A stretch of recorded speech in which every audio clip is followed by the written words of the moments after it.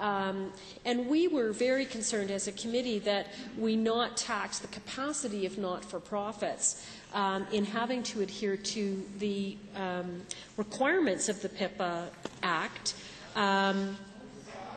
knowing that there were a lot of not-for-profits in Alberta. I think there's like 19,000 of them. And probably 8,000 of them operate without full-time staff. So expecting that somehow a volunteer-based organization is going to be able to understand and adhere to all of this can be a bit of a stretch. Nonetheless, as we look at the fact that that very organization, even though it may have no staff, may be collecting personal information about Albertans, would we expect that it will adhere to how it treats that personal information? Bottom line is yes.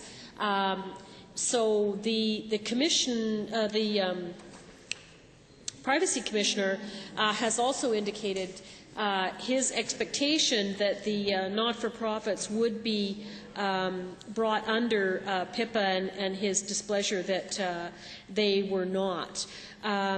What we really heard, and I had asked specifically that certain not-for-profits would be brought in to speak to the committee, so we had groups like the Chamber of Voluntary Organizations, the community leagues, and a few other groups like that come in. And really what they said to us is, either way, just make it consistent. Because right now it's really hard for us to know whether we're in or whether we're out and to figure that out. And again, we're just trying to provide our service. We're just trying to put on, yoga for kids and skating for adults, and that we're trying to do our activity, not worry about all these other things. So just be clear. Either tell us we're in, we're consistently in, or tell us we're out and we're all out. But this, while you're in, if you engage in this kind of activity but not in that kind of activity, is frankly really confusing. So the committee in the end, and we wrestled with this a lot, we had recommended that they all be brought in, just to provide that greater clarity and consistency. And we, in recognizing that capacity issue, we had recommended that there be a phase-in of this, and that there may be, and that there should be some monetary assistance available to organizations to ease their way into that compliance. And maybe that's the reason why the government decided not to include it, is they weren't interested in offering the financial assistance to build the capacity in these organizations to do this. But as a result, we have maintained an inconsistent application to the not-for-profits. We have maintained a confusion for them on how they are supposed to be behaving.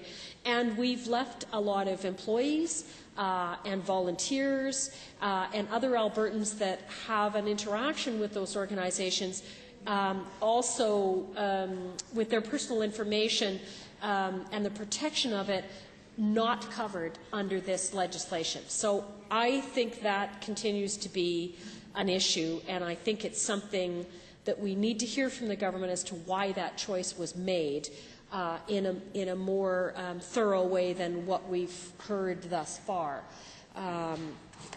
So I look forward to the sponsor being able to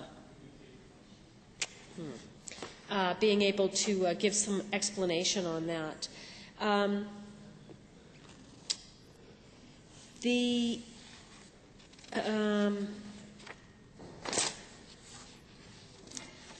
The other question that I had as I started to go through this, and this is sort of a technical question, but as I look at the beginning of the bill under the definitions section, and of course that's at the front of every bill, and it's an important part of every bill because it tells us how we understand the rest of the bill.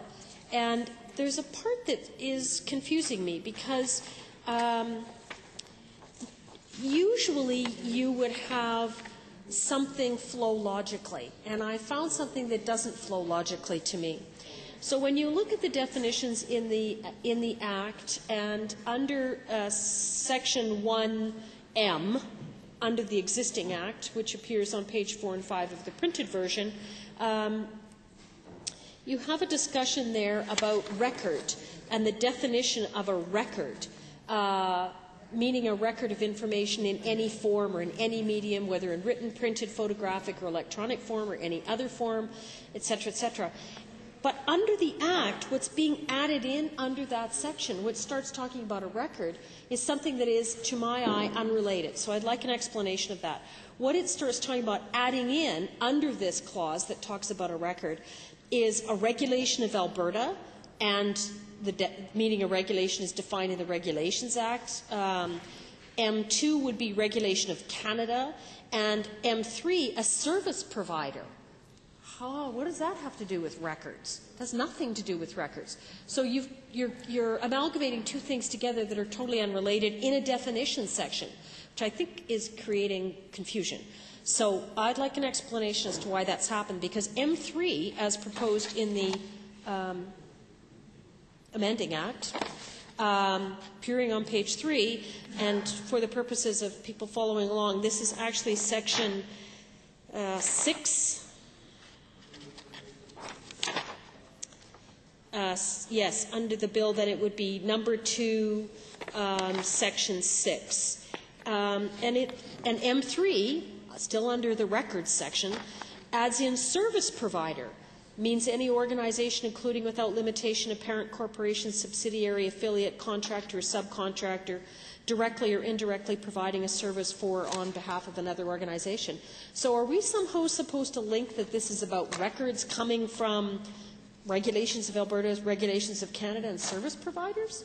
This is not logical to me, and I'm just wondering if this was meant to be created in a different area, that it was meant to create a completely different section, or if it was meant to flow under the records section. So if I could get that answered, I'd appreciate it. Everything else under that section looks fine to me.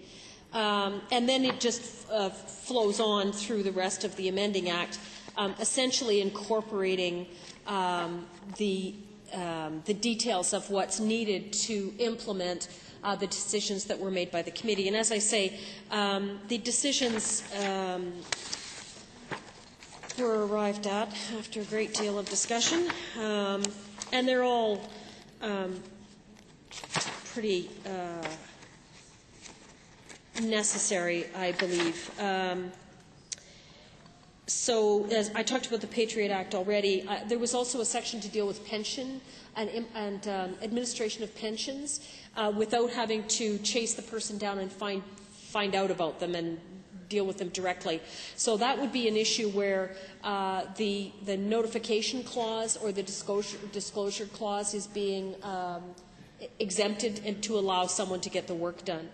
It was also some small things like allowing the business title to be attached. So this was around that whole work product discussion.